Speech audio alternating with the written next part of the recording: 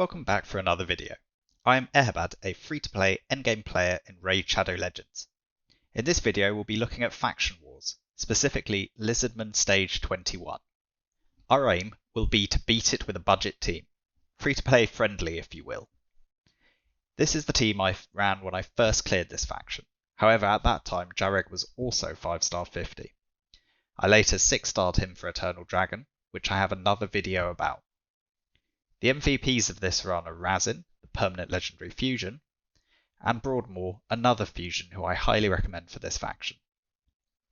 The other 3 slots can be filled with many different champions, but ideally you will be bringing decrease attack and some sustain. Block debuffs is also very helpful for the boss. In my case, Jarek filled the role of decrease attack, Quagan provided the team with a heal, and Basilisk's passive revive mechanic gave me an extra life. We can start this run off on full auto until we're nearing the end of wave 2.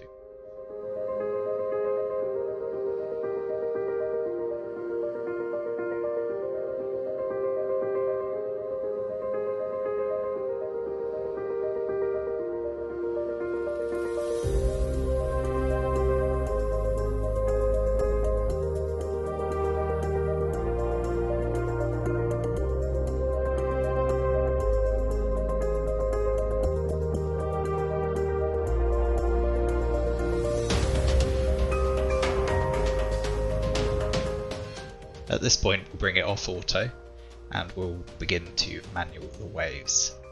Here we'll try and land a freeze on Paragon to avoid him doing his unkillable, and then we'll just continue to try and A1 down the rest of the enemies so as we have our abilities off of cooldown once we reach the boss.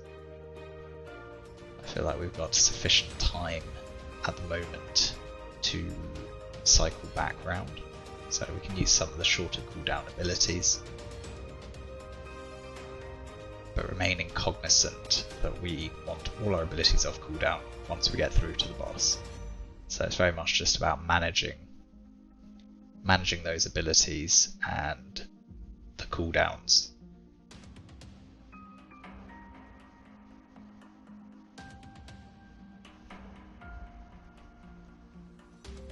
Just where necessary, we'll just keep on using A1s.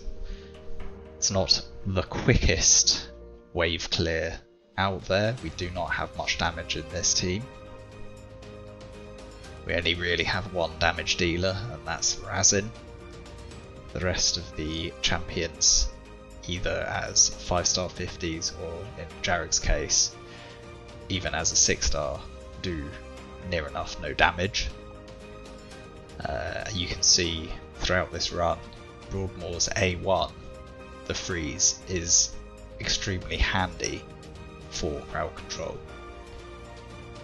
So I have built Broadmoor with enough accuracy to be able to land that A1 freeze, and I found it very useful in the previous stages as well as this stage.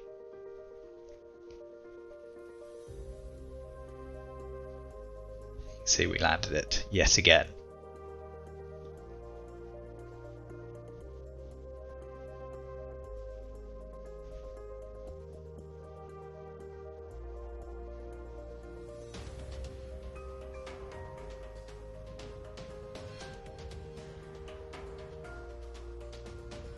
And just one more A1 and we should be through to the boss.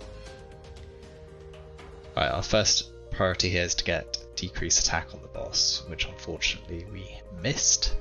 Next up, we can get some buffs on our team. Hopefully some of the block debuffs will stay on before the boss takes a turn, but unfortunately on some people it will cycle off.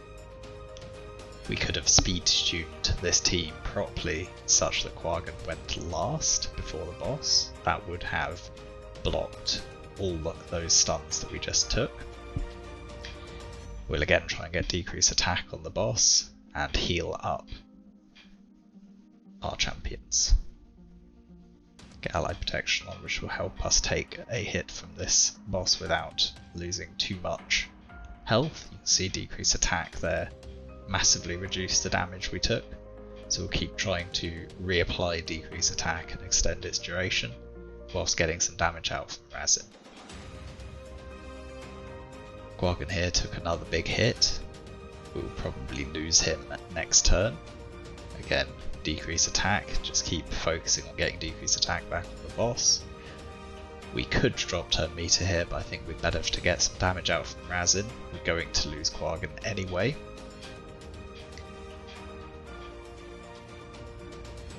Again, we managed to use the block debuffs to good effect there.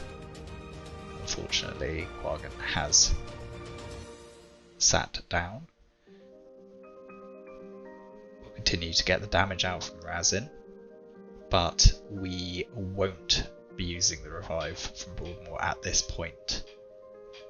I feel it would be better to wait, given the amount of damage we've put out. It'd be better to wait until we have 2 people dead and are closer to beating the boss. So again, we'll try and get decrease attack out.